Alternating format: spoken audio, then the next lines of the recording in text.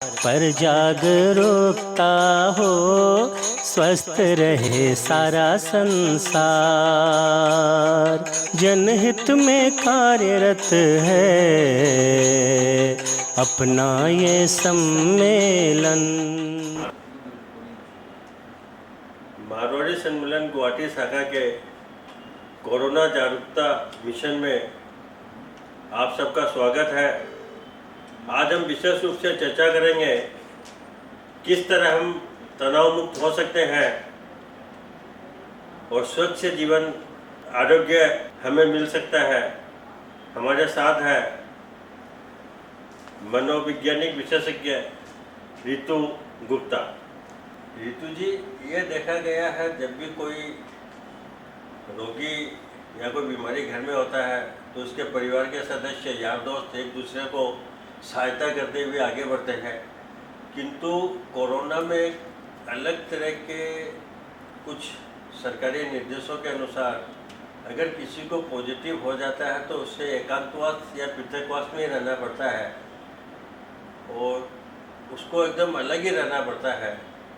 तो इस समय में परिवार के सदस्य या अपने जान पहचान वाले हम कैसे उनको हेल्प कर सकते हैं, उनके कैसे सहायक हो सकते हैं ताकि उनका तनाव कम हो?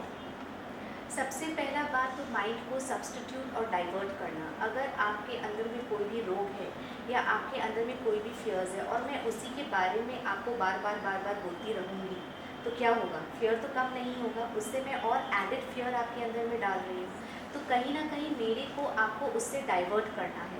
तो फॉर एग्ज़ाम्पल मैं अपना स्ट्रैटेजी कि मैं अपना टाइम कैसे किल कर रही हूँ इस टाइम पे, मेरे को क्या चीज़ है जो मोटिवेट कर रहा है। हो सकता है मुझे बहुत पेंटिंग का शौक है, तो रादर मैं आपसे मिलने से आपको बार बार ये नहीं बोली अच्छा तुम्हारे साथ ये हो रहा है कैसे कर रहे हैं। आप जो अपनी कोपिंग स्ट्रैटेजीज़ को यूज़ कर रहे हैं अगर वो आप शेयर करें कि मैं ये कर रही हूँ, इससे मुझे बहुत आराम मिल रहा है या मेरा टाइम बहुत अच्छा बीत रहा है, या मैं बोलूँ कि मेरे फैमिली टाइम है जो आपने कहा लूडो खेलते हैं या ये, तो अगर हम लोग ये सब शेयर करें एक दूसरा से तो हमें खुद को एक लगता है कि हाँ ये सही है। जैसे 2-3 दिन पहले मेरे सब बच्चे लोग फ्लूइड आर्ट कर रहे थे एंड उन लोग को बहुत मज़ा आ रहा था। तो मेरे भतीजे लोग आए हुए थे तो उन लोग बोले बुआ के घर में बहुत मज़ा आ रहा है। क्यों? क्योंकि यहाँ पे हम लोग कुछ ना कुछ क्रिएटिव कर रहे हैं और इससे हमारा माइंड डाइवर्ट हो रहा है। तो वो जब ये देखे तो उन लोग भी जाकर फ्लूइड आर्ट खरीद के घर पे उन लोग भी ये थेरेपी करने लगे। तो उनका माइंड भी कहीं ना कहीं डाइवर्ट हुआ। तो उनको ये नहीं लगा कि पूरा लंबा दिन हो गया है, कितना क्या बैठूँ क्या करूँ, उन लोग भी वो चीज़ में इन्वॉल्व हो गए। तो कहीं ना कहीं जो चीज़ आपको हेल्प कर रहा है इस सिचुएशन से सेल थ्रू करने के लिए, अगर वो स्ट्रैटेजीज़ आप अगर अपने लोग, आपके क्लोज पीपल, आपके रिलेटिव फ्रेंड्स लोग के साथ शेयर करें रादर देन कि व्हाट्सएप में क्या आया या क्या हो रहा है, तो उससे भी हमें बहुत स्ट्रेंथ मिलता है कि हाँ अगर उनके साथ ऐसा हुआ है तो हमें भी ट्राई करने में कोई हर्ज नहीं है, हम कर सकते हैं और ट्राई कर सकते हैं। मे बी हमको भी उससे थोड़ा एक पॉजिटिविटी मिले, क्योंकि एंड ऑफ द डे हमें ये समझना है जो मैंने स्टेटमेंट शुरू में बोला था कि ये वक्त भी बीत जाएगा। तो ये वक्त बीतना ही है, लेकिन उसको हम कितना सुंदर से उस चीज़ को हम सेल थ्रू करते हैं वो इम्पॉर्टेंट है, ताकि जब हम निकले इधर से तो हमें ये लगे कि हाँ हमने ये पूरा टाइम बहुत ब्यूटीफुली इसको निकाला, हमने बहुत कुछ ऐसा किया जो शायद हम और आगे नहीं कर पाए। तो अगर हमारे अंदर में ये स्ट्रेंथ मिल जाए कि हाँ हम कर सकते हैं, तो आई थिंक ये स्ट्रेंथ जो मेरे अंदर ये एनर्जी और ये एनर्जी मैं आपको भी दूँ तो हम लोग दोनों मिलकर, या अगर हम लोग अपने फैमिली पीपल को भी देते तो इससे हम लोग सबको एक हम लोग सहयोगी बन जाते हैं और कहीं ना कहीं ये मोटिवेशन हम लोग सबको सेल थ्रू करने में हेल्प करती है। आपने बहुत ही सुंदर तरीका से कैसे घर परिवार साथियों द्वारा एक दूसरे की सहायता कर सकते हैं, उसका दुख हम कम कर सकते हैं, इस बारे में बताया है। ये सही है, ये मैं भी मानता हूँ। और मैं भी जब किसी भी मेरे साथी कोई भी अगर हॉस्पिटल में एडमिट रहते हैं या घर में मुझे पता चलता है कि वो बीमार है तो मैं कभी उससे नहीं पूछता हूँ कि तुम कैसे हो। मैं एक छोटा सा उदाहरण देना चाहता हूँ। मेरा एक दोस्त था जो 28 दिन तक ऑक्सीजन में रहा, पहले 15 दिन तक पॉजिटिव था, फिर वो नेगेटिव होने के बाद में भी आईसीयू में था और दिन में 2 से 3 दफ़ा मेरी उससे बात होती थी। किंतु इन दिनों में मैं कभी भी नहीं पूछता क्या तुम कैसे हो, मैं ये पूछता क्या तुमको कुछ चाहिए तो मुझे बताओ, उपलब्ध कराना हमारी जिम्मेवारी।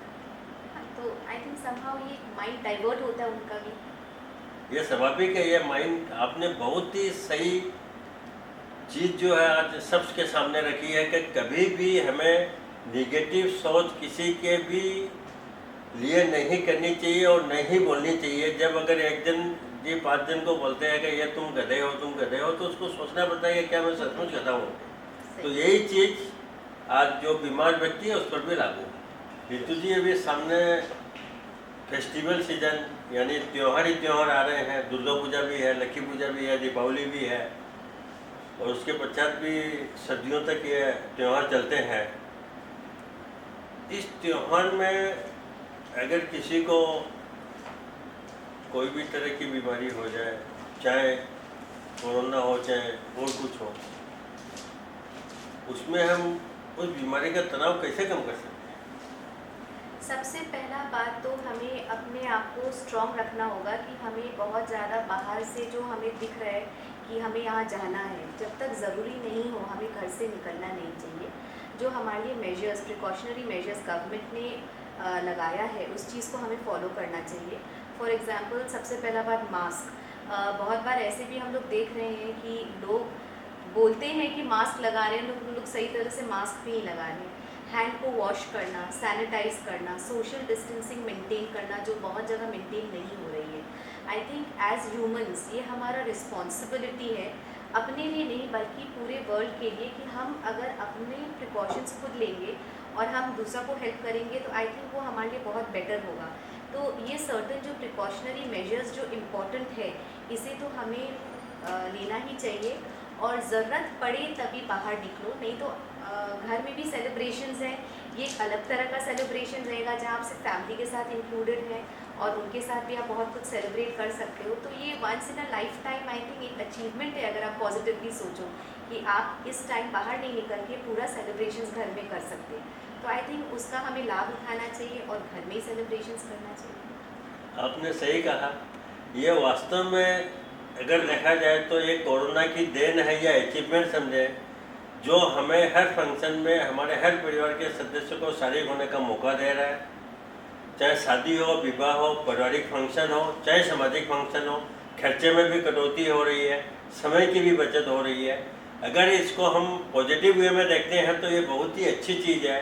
जो वर्षों से हमारे पूर्वज नहीं कर पा रहे थे, समाज सुधार की बात कर रहे थे, वो समाज सुधार आज स्वतः ही हमारे सामने है। उसका जो सुंदर स्वरूप है उसको हमें अपनाना चाहिए। शायद यही तनाव कम कर रहा है क्या हमारा? लाइफ सिंपल हो रहा है, सिंपल हो रहा है। पहले हम लोग सोचते थे कि अगर हम लोग के पास ये चीज़ नहीं होगा, अगर हम घूमेंगे नहीं, बाहर नहीं जाएंगे या लोगों से नहीं मिलेंगे, बाहर खाएंगे नहीं, तो कैसे रह पाएंगे। लेकिन हम लोग सब बहुत आराम से इस समय को भी निकाल रहे हैं और पॉजिटिवली और बहुत अच्छी तरह से निकाल रहे हैं।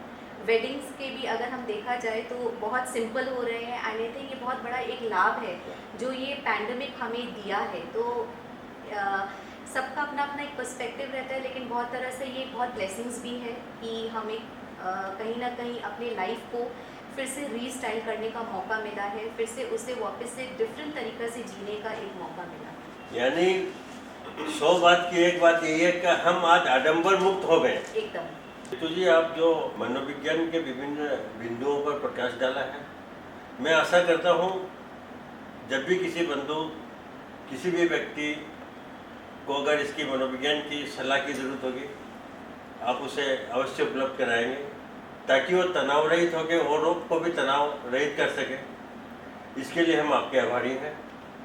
बहुत बहुत शुक्रिया भैया, थैंक यू सो मच। धन्यवाद। प्रार्थना करें आओ पर जागरूकता हो, स्वस्थ रहे सारा संसार, स्वस्थ रहे सारा संसार।